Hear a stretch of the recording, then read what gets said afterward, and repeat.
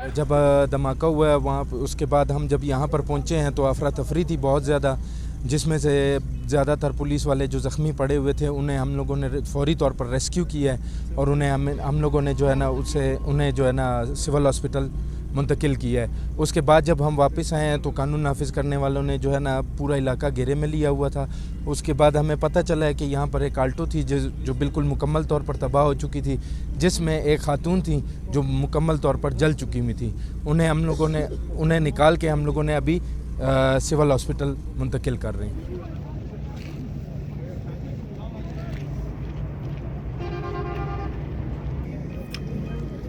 polio की campaign चल रही है और उसकी ड्यूटी के लिए पुलिस के जवान ड्यूटी के लिए जा रहे थे तो एक ट्रक है हमारा पुलिस का जिसको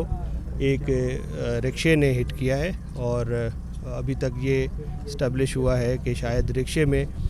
या तो एक्सप्लोसिव है या उसके अंदर कोई सुसाइड बॉम्बर था, क्योंकि एक सुसाइड बॉम्बर की